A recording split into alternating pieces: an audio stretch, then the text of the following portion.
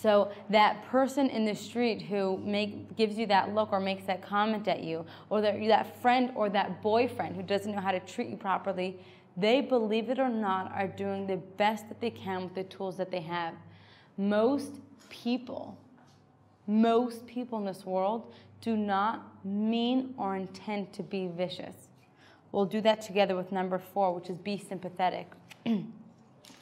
Which is, do you know the story of 2 Gun Crowley? Yeah?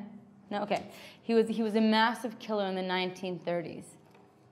And as he's having his final shootout with the cops from his girlfriend's apartment, okay? He's having his final shootout. This is someone who's murdered an incredible number of people.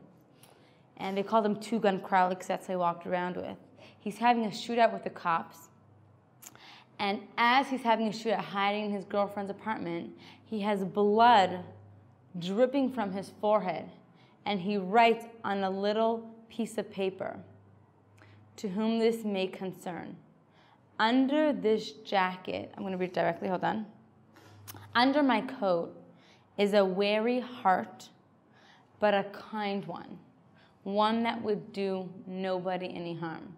Okay? Under my jacket is a heart, under my coat is a wary heart, but a kind one that would do nobody any harm. This is someone who's murdered numerous people. Al Capone is quoted as saying, I'll read it directly, I wrote it down, I just thought it was so funny, but it gives us insight into human psychology, which is, Al Capone said, "I have spent the best years of my life giving people the lighter pleasures, helping them have a good time, and all I get is abuse, the existence of a hunted man," okay? He considered himself a public benefactor, okay? Hitler, Yamach Shema, may his name be erased. He considered himself improving the living and the standards of society. He was just trying to make a perfect Aryan race. He wasn't trying to do bad, okay? He's an extreme example. In Pirkei Avos it says, I think it's Pirkei Avos, in everyone's eyes, their way is right? We all think, right? The way that I see the world is correct. So when you're looking at someone and you say to them, why would you do that? Are you an idiot question mark, right? Why would you do that? Guess what? They don't think they're an idiot, right? They did that because they thought that was a good idea. So being compassionate and not criticizing people to begin with, right? Which is something so basic, but we said everything we're talking about you already know. This just incredibly improves relationships. I remember when I was in college, I had this one teacher who, you just feel when a teacher doesn't respect the students. You can just feel it, okay? They put themselves like on like a, yeah, exactly, like a high pedestal. I'm like, I'm here to give to you. I have nothing to learn from you, okay? And I just felt that from her the whole year. And we had a certain interaction where she was like one-on-one conversation. And she was telling me how she's in the middle of doing a life coaching course. And so I said to her, oh, no way, where are you doing it? Because I also did a life coaching course like a few years before. And she looked at me and she says, no, you don't know this one. I did actually like a real one, like a real professional one, okay? She didn't ask me what I've done. She didn't ask me where I went. Right away, she just assumed, like, you don't know what I did. I did a real one, and there's no way that you could have also done what I did, because what I'm doing is really professional, right? And I remember I just shut off to her class, okay? Was that immature of me? Yeah, for sure, immature of me. But again, exactly, our instinct, it's natural. Of like, I can't receive from you. Even if a teacher has great information to teach, I had a teacher in high school. I will never forget this. But I'm totally mochel her. I totally forgive her. I was doing a class. I was doing a test. It was a Jewish history test, and she looked at me, and she said, "You know, give me your paper in the middle of the class." I said, "Why?" She said, "We don't cheat in this class." Okay. I did not cheat on tests. I had no problem failing tests. I failed many tests, but I did not cheat. And I said, I didn't cheat. And it was in front of like the whole class. I was in grade 10. And she's like, I said, give me your paper. We don't cheat in this class. And so this is like, I can't even believe I'm saying this on camera. I'm horrified by what I did. I was so insulted. Like, I have never been accused of cheating before, ever. And I didn't cheat. And it was in front of the whole class. And she like totally accused me of cheating. And so I walked up to her and I said, you want my test? I'll give you my test. And I ripped it up in 4 pieces and I handed it to her. I felt so bad. I walked downstairs. I walked into my principal's office. I was like, let me tell you what I just did. I feel so bad. And I couldn't accept from her. Why? You feel like, why are you putting me down? You think I'm in like grade 2? Like, what are you doing to me? Okay. When we do this to children, when we criticize children enough times, children shut down. Children are not, when I read this the first time, it was such a paradigm shift for me. Children are not naturally closed, okay? They're not naturally closed human beings. You see that. A child has no problems like running around naked, like everywhere, and like, look at my body. And parents should let their children do that. It's healthy, okay? Don't stifle them. Children are not naturally closed. They have no problem like talking about anything, right? Of like, anything and everything. Why? Because they're so unadult. They're so, yeah, is that the word? They're so untainted. They're so, what's the word I'm looking for? Innocent, yeah. They're so innocent. So however, if enough times you criticize a child, they will shut down. If you find a child who is closed, who is like cannot, it's very hard for them to open up.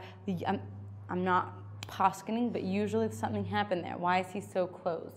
Okay, why is this child so inward? Yeah. I also noticed that those closed off children are also very critical of the other children. They'll be the first one. Like, I used to work in a preschool, so right, you for sure saw that. Some girls will come with dresses and some girls will come with pants.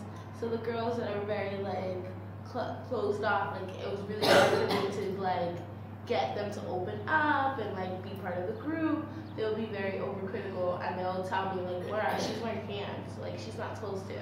And I'm just like, really, like, okay, I know, it's not a bad thing, like I'm glad you're wearing a skirt or whatever. And like the girl comes to me and they'll be like, Laura, everyone's pointing at my hands. And she feels so bad about it. Right, because they're just parroting what they received. They're just parroting what they received as children, which was criticism. There's ways to do things with children. There's ways to criticize children. Okay, instead of telling a child, and we'll speak about this, we'll get to criticism, we have only a few more minutes, but instead of telling a child, let's say the child picks up the toys, okay? How many times has this happened? You're like, as a child, right, you like clean the house to surprise your mother, or you like pick up the toys and she'll be like, oh, you forgot that one, right? Or like you'll sweep the floor and she'll be like, but what about that corner over there, right? It makes you like never want to do it ever again. Why? Because like, I don't want your criticism, right? So instead of telling the child, pick up the toys, how many times do I have to tell you? That's what I say to my children, why don't you pick up the stupid toys, right? Then you say, are the toys too heavy for you? Do you want mommy to help you? And you initiate dialogue with the child.